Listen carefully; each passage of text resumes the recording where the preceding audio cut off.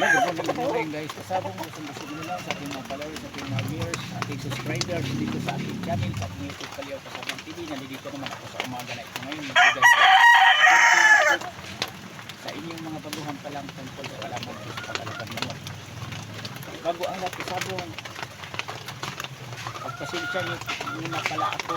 Hindi ko pasensya sa inyong lahat, sa ating mga subscribers, sa ating mga followers, sa ating mga viewers sa ating channel, sa ating YouTube Kalyaw Kasabong TV, sa ating mga nood.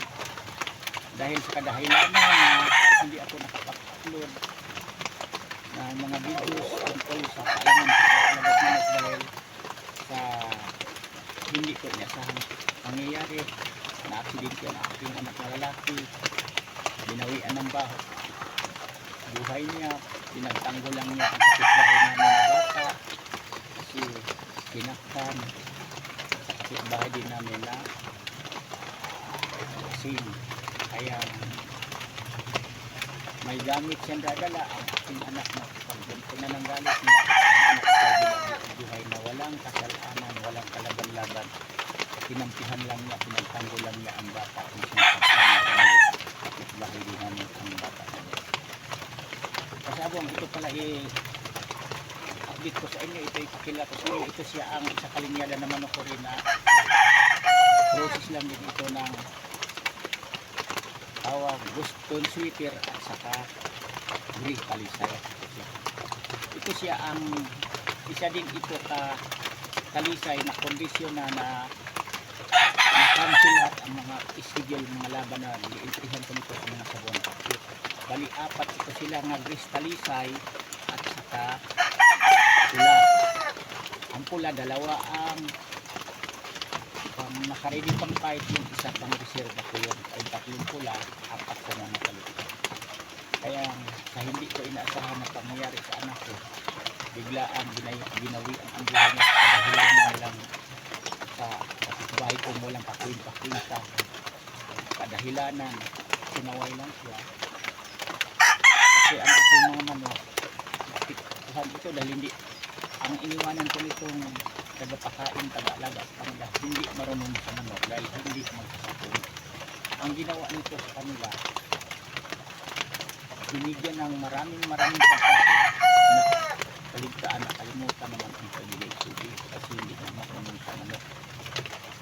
Yan ang ito. Tapos may edad na rin, may kanila na rin ang pinagbigyan ko ang nito. Rice na siya ang kapasok dito. Malaki ang pinagbago sa mga katawan. Kasi ang manok kasi kapag hindi talaga marunong alaga, hindi marunong sa manok na mga pagsabon ang mag-alaga, wala talaga yan. Ito, pagdating ko nga yung kasamahan nito kahapon na kulay-pula, alam niyo ba,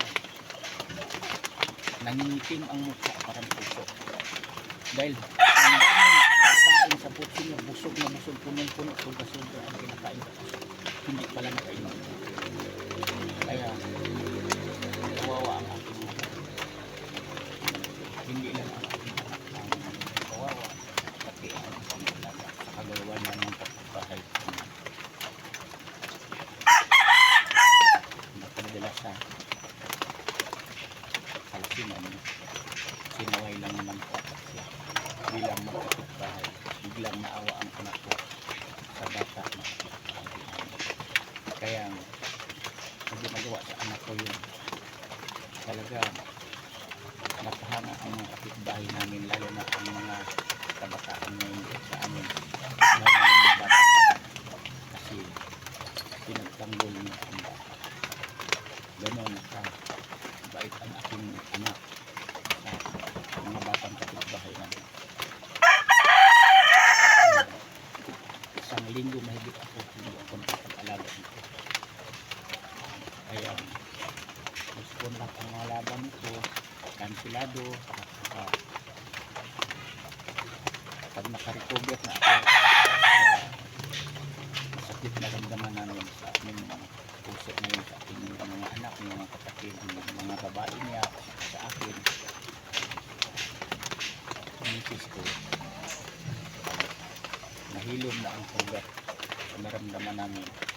Saka po na po sila pagpatuloy naman din pagkondisyon at saka ilaro ilalaban ko ito dahil sinabi ko naman sa inyo na ako talaga ito ang kahiligan ko, ito ang katuwaan ko, ito ang kaligayahan ang aking mga manok, lalong lalo na manalo masayahin talaga kasi dito na ito na ang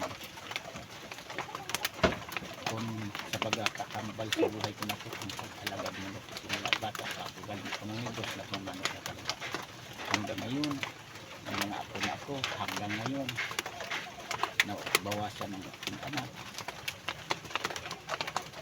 Ayan, pagdasal ko lang sa Panginoon na sana kami talaga niya ang dapat hostisya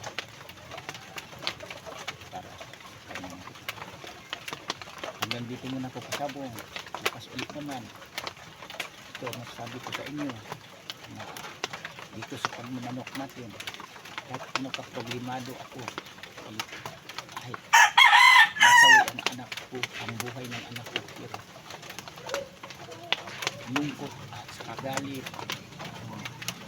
nahilaman sa puso ko naramdaman ko at saka papasok din iwasan ano na din ang nangyayari sa kanila dito sa Maynila kasi nandito naman po naman ko sa Kakilab Maynila tapos ang anak ko doon naman nakatira yun sa Montalban pero may mga manok din akong kaalaga doon yung anak ko na yun nag-alaga din manok kaya nasakit din para sa akin kaya kasama ko rin dati yun kapag yung wala pang pandemic yan ang madalas kong kasama sa mga sabungan ang tagalala ng mga manok ko papunta ka naman sa mga yan lang bukas ulit naman ulit sa inyo na lahat pagpasensyahan mo ako hindi ko makapag-upload sa nakaraang ng araw hindi makontent para sa aking mga manonood dito sa aking channel sa YouTube Palyota sa TV. Thank you sa inyo na lahat sa pag-intindi sa akin yan lang.